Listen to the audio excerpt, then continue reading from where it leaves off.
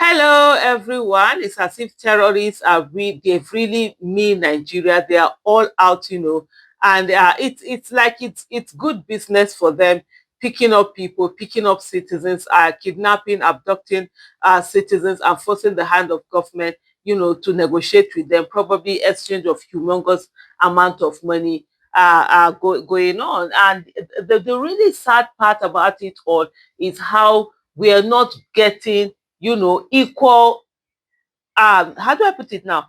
Our military are not going after them. You understand? Really going on the offensive. We don't have our military being truly on the offensive. What we are hearing are all manner of excuses. You saw the Minister of Defense making some ridiculous statement that bombs cannot enter forest, cannot do forest, which is so absurd in a way. It's almost as if the security agents and agencies are sort of like making excuses for these terrorists and all of that. And the terrorists are getting more and more emboldened. When we get to a place where citizens will pick up arms and begin to really defend themselves, what then will happen is that there will be a break in law and order. Because if even the security, then what would then happen will be that the state, which is usually the one that is allowed to have the monopoly of violence, will no longer be the one having the monopoly of violence. Although right now in Nigeria, of course, the state is not the only one with the monopoly of violence. You have the terrorists.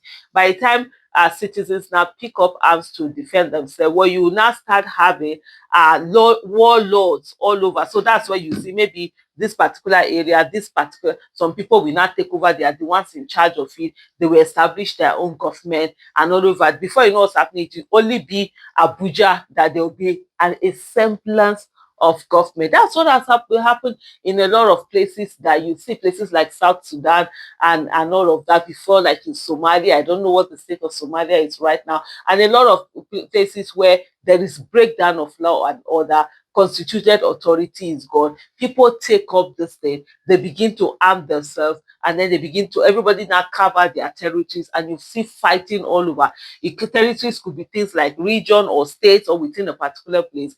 And then by that time it's all over. Usually a country is gone by that time, and that's the reason why, as much as possible, we still making demands on government to do the needful and protect lives and property, that people give up of their sovereignty for government to protect them. And where the government fails, honestly, it's actually not fit to be called a government. This is the time that you would expect the National Assembly will be, very hard on the executive and calling them out. Unfortunately, what we have currently is that the National Assembly is the one making excuses for the executive. You see an Akpabio telling the people all manner of words that are really so annoying, that if it was in a decent country, he would have been removed, from that office. But here we have a National Assembly that has given up of its power. So what you now have, Eruku, where the kidnapping of the in the church was done, where there was a live program. Terrorists have gone back there again and now have abducted more people after the recovery of the, I think it was 38 members of the church that were taken away. Now terrorists have come back to do another one. Barely 1 week after 38 kidnapped worshippers were released in Eruku, Ekiti local government area of Kwara State, suspected terrorists on Sunday abducted another resident, triggering fresh tension and fear across the community. Sahara reporters gathered that about 4 attackers ambushed a farmer on a farmland along the road leading to Kuru, seizing him in the attack. Just to also mention, in the whole of these attacks going on, one of the things I've talked about repeatedly over the years is that it seems as if most of these attacks are usually on where the places where Nigeria's food mostly are being produced. So you look at the agricultural belt of Nigeria, the places that are the food basket of Nigeria are the ones who face the most attack. It's almost as if they're trying to starve us to death by ensuring that we are unable to produce the foods that we normally would produce for ourselves. Looking at places like Borno, Chibok. Chibok recently was, military repelled an attack that was going to happen in Chibok.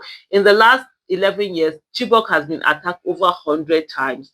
And this is a place in Borno also where they do a lot of cultivation. Most of the beans that you eat in Nigeria usually come from that particular area. So you see places like Chibok, Plateau, Nasarawa, Taraba, Zamfara, Sokoto, Niger, Niger, where's the other, Benue, Nasarawa, even Niger, okay, Niger, even Kwara itself, like also places like Edo, where you see Edo North is where they usually do the farming.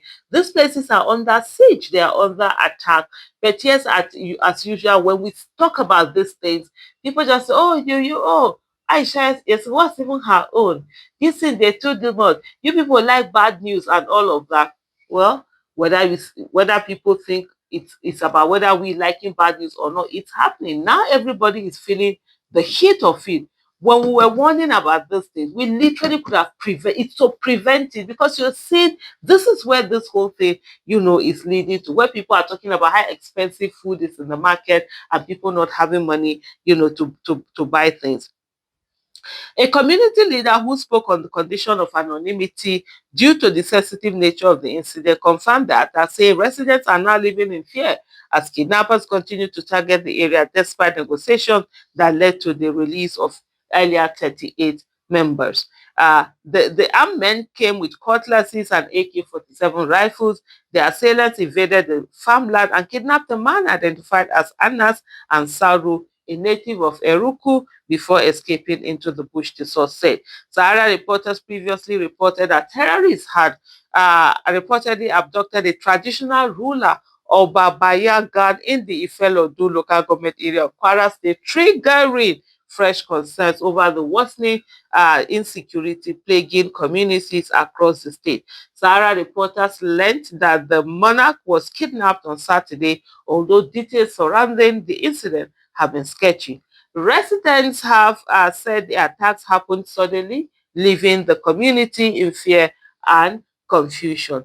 Kwara State has battled a disturbing rise in violent crimes in recent years, with rural communities increasingly targeted by armed groups. Just 2 weeks ago, terrorists invaded a church in Eruku, Ekiti local government area, abducting worshippers during a service. These victims were later rescued after security intervention. And I can tell you for a fact, if not that they were doing live streaming and that whole thing was captured, they probably, you see, the authority will say that, oh, it's a lie. Nothing like that happened. Thank God that was on live streaming, and they were all brought in. One of the things also that should concern every Nigerian is that Kwara State just a few years ago was very safe, nothing happening. It wasn't one of those states that were hit by insecurity. What then led to this increase in this rising insecurity in Kwara State? And if it can happen to Kwara, what about where you are and where we all are? These are the questions we all should be asking ourselves, and making demands and ensuring that the government protect the lives and properties of its people. Thank you so much for watching.